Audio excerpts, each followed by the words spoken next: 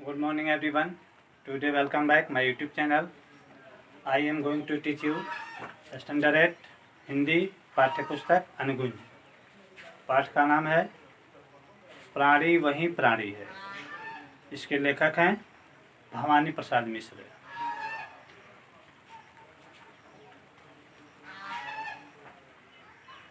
इस पाठ में भवानी प्रसाद मिश्र ने दो चीज़ों का वर्णन किया है।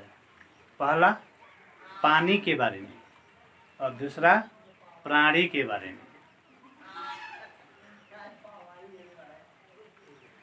जैसे हम कहते हैं प्राणी वही प्राणी है जो अच्छा काम करे, लोगों की भलाई करे। पानी वही पानी है जो प्यासे को प्यास बुझाए। तो सबसे पहले भवानी प्रसाद मिश्र ने बताया है कि इस भाग दौड़ की दुनिया में सच्चा प्राणी एक शीतल फुहार की तरह हो सकता है, जो दुख दर्द में, विपत्ति में दूसरों का सहारा बने और निडर होकर सच्चाई के रास्ते पर चले,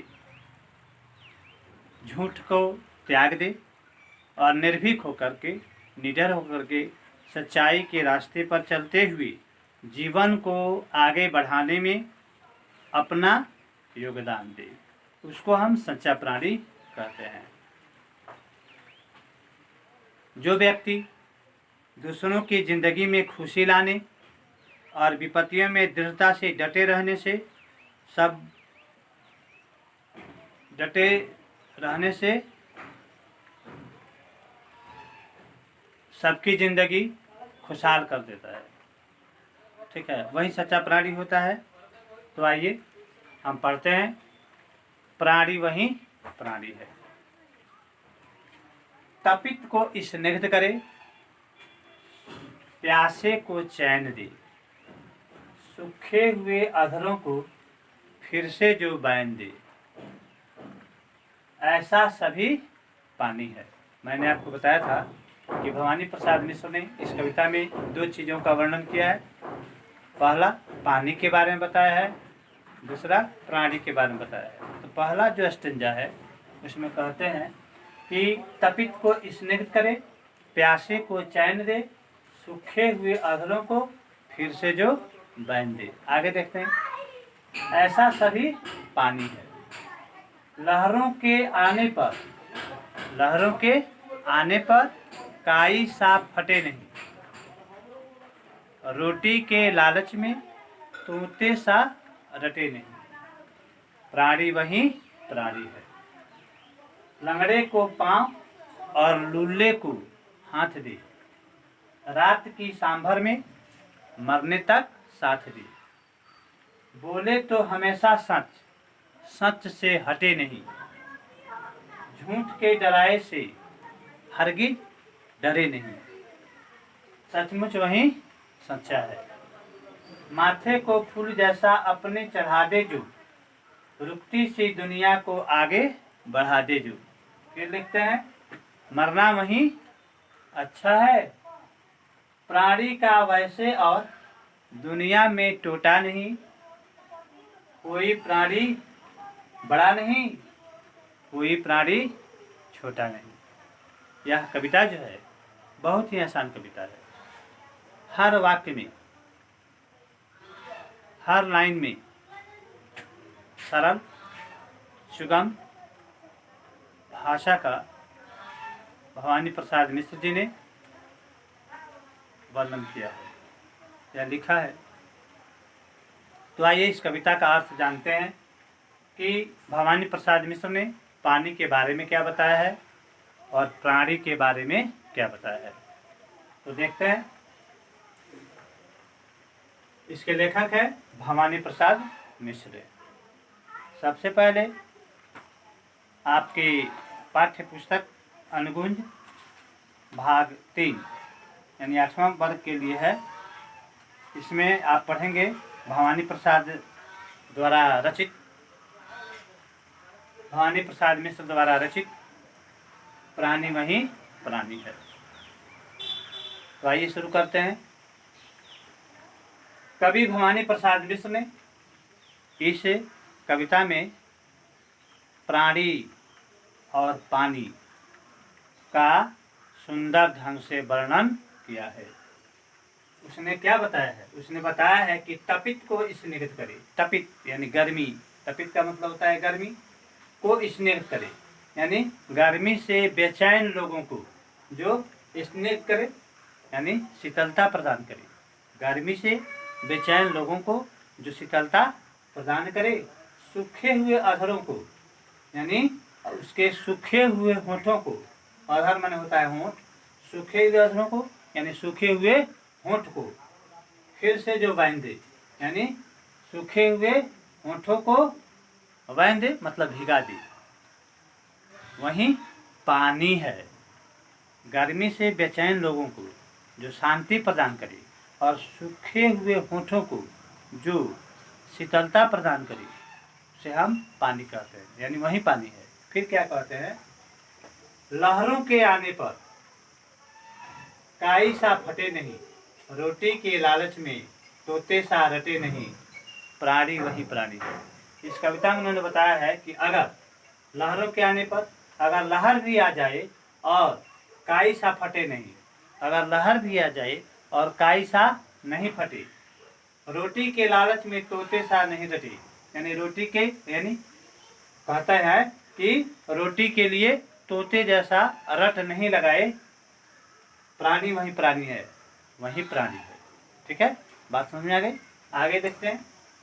लंगड़े को पांव और लूले को हाथ दे, रात की सांभर में मरने तक साथ दे। इसमें भवानी प्रसाद मिश्र ने बताया है कि लंगड़े को पांव और लूले को हाथ, कहने का मतलब यह है कि जो सत्य और असत्य को, सत्य और असत्य को जीवन में परखते हुए या सत्य और असत्य को परखते हुए जीवन में सत्य का जो साथ देता है, ठीक है ना। लूले के हाथ दे यानी कठिन परिस्थितियों में जो धारे बनाए रखता है वही वास्तव में प्राणी होता है। बात समझ में आ गई? फिर देखते हैं। रात की सांभर में मरने तक साथ दे, रात के सांभर में मरने तक साथ दे यानी रात के अंधकार में, सांभर मतलब अंधकार, रात के सांभर में मरने तक साथ दे यानी रात के अंधेरे में जो मरने तक साथ दे। बोले तो हमेशा सच से हटे नहीं, झूठ से डराए हरगिज डटे नहीं यानी रात के अंधेरे में जो मरने तक साथ दे वही प्राणी है। बोले तो हमेशा सच से हटे नहीं, माने जो व्यक्ति हमेशा सच बोले, झूठ नहीं बोले, सत्य के रास्ते पर चले, ठीक है ना, और किसी से नहीं डरे, ठीक है ना, सत्य से हटे नहीं यानी सत्य के रास्ते से, सत्य के पथ से वह हटे नहीं, झूठ के डराए से हरगिज डरे नहीं, ठीक है ना, और झूठ से जो कभी नहीं डरे वही प्राणी है। यानी प्राणी को जो है जो सत्य बोलता है वास्तव में वही प्राणी है। झूठ से नहीं डरे, सत्य के पथ से नहीं हटे, वही सच्चा प्राणी है। फिर कहते हैं माथे को फूल जैसा अपने चढ़ा दे जो, रुकती सी दुनिया को आगे बढ़ा दे जो, मरना वही अच्छा है। देखिए इसमें भवानी प्रसाद मिश्र ने बताया है कि माथे पर फूल जैसा यानी देवताओं के माथे पर फूल चढ़ाए जाते हैं, ठीक है, वैसे ही अपने चढ़ा दे जो, जिस तरह देवताओं के माथे पर फूल चढ़ाए जाते हैं वैसे ही अपने आप को न्यौछावर कर देना चाहिए। रुकती हुई दुनिया को आगे बढ़ाने में यानी दुनिया को आगे बढ़ाने में यदि अपने प्राणों की आहुति भी दे दे तो मरना वही अच्छा होता है। अपने प्राणों की आहुति दें तो मरना वही अच्छा होता है। फिर क्या कहते हैं, प्राणी का वैसे और दुनिया में टोटा नहीं, कोई प्राणी बड़ा नहीं, कोई प्राणी छोटा नहीं। इसलिए भवानी प्रसाद मिश्र कहते हैं कि इस दुनिया में ना कोई बड़ा होता है और ना कोई छोटा होता है। इस दुनिया में ना कोई बड़ा होता है और ना कोई छोटा होता है, बल्कि क्या होता है जी, वह अपने कर्मों से बड़ा या छोटा होता है। ठीक है ना। फिर क्या कहते हैं, अपने कर्मों से बड़ा या छोटा होता है। कहने का मतलब होता है कि सत्य और असत्य का दोनों, असत्य का पहचान करने वाला तथा सत्य के रास्ते पर यानी सत्य के राह पर चलने वाला व्यक्ति जो है महान होता है। इस कविता में भवानी प्रसाद मिश्र ने यही बताया है। देखिए, सत्य के रास्ते पर चलने वाला व्यक्ति महान होता है। महात्मा गांधी एक महान पुरुष कहा जाता है। महात्मा गांधी एक महान पुरुष थे। क्यों? क्योंकि वह सत्य के रास्ते पर चले, अहिंसा परमो धर्म यानी अहिंसा के रास्ते पर चले, सत्य के रास्ते पर चले। अंग्रेज के द्वारा हमेशा परेशान किए जाने पर भी वह सत्य को नहीं छोड़े, अहिंसा के मार्ग को नहीं छोड़े। इसलिए महात्मा गांधी महान कहलाए। ऐसे हमारे देश में बहुत से नेता हुए जो महान कहे जाते हैं। वो अपने कौन से कर्मों से, वो ना बड़े थे ना छोटे थे, बल्कि अपने कर्मों से महान बन गए। ठीक है, बात समझ में आ गई होगी। अब देखिए, इसके कुछ प्रश्न हैं, उसको हम बता देते हैं, सब क्लियर लीजिएगा। लहरें किसकी प्रतीक है? सच्चा प्राणी किसके डराए से नहीं डरता? किस प्रकार का मरना अच्छा है?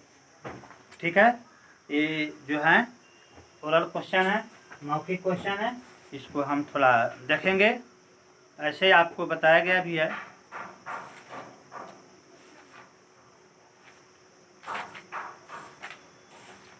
देखते हैं सबसे पहले कि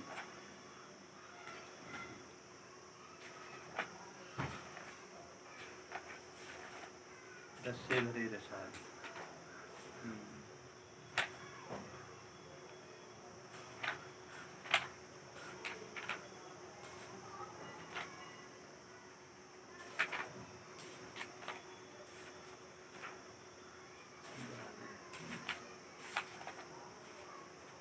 कहते हैं लहरें किसके प्रतीक है? लहरें मनुष्य के जीवन में आने वाली समस्याओं की प्रतीक है। सच्चा प्राणी किसके डराए से नहीं डरता? सच्चा प्राणी झूठ के डराए से नहीं डरता। किस प्रकार का मरना अच्छा है? दुनिया को आगे बढ़ाने में यदि मृत्यु भी हो जाए तो अच्छा है। ठीक है, अगला क्वेश्चन है 2 नंबर। निम्नलिखित प्रश्नों के उत्तर लिखिए। कवि की दृष्टि में मनुष्य का जीवन पानी जैसा क्यों होना चाहिए? देखिए, गर्मी से बेचैन लोगों को पानी शीतलता प्रदान करती है, क्योंकि जल ही जीवन है। पानी सूखे होठों को भिगा करके जीवन प्रदान करती है। वैसे ही सच्चा मनुष्य जो है दुखी मनुष्य को सुख पहुंचाता है। अतः मनुष्य का जीवन पानी की तरह होना चाहिए। ख नंबर क्वेश्चन है, जीवन के उतार चढ़ाव में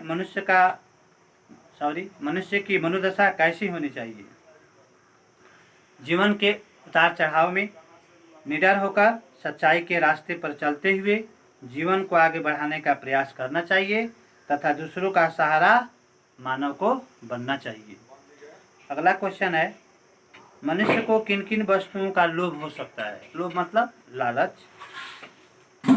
देखिए, मनुष्य एक स्वार्थी प्राणी है। वह अपने जीवन को चलाने में सुखमय बनाने के लिए तरह तरह के पापों को करता है। धन दौलत, रुपया पैसा, सोना चांदी आदि का लोभ हो सकता है। देखिए, अगर हम आपको बताए थे कि मनुष्य एक स्वार्थी प्राणी है।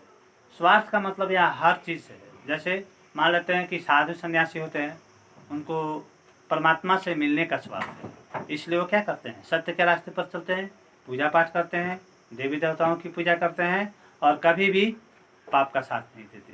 तो उसके अंदर भी स्वार्थ है। मोक्ष पाने का।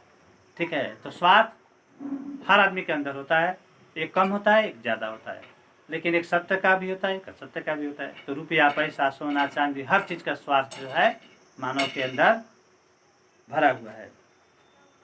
लंगड़े को पाँव और लूले को हाथ देने से क्या भाव है?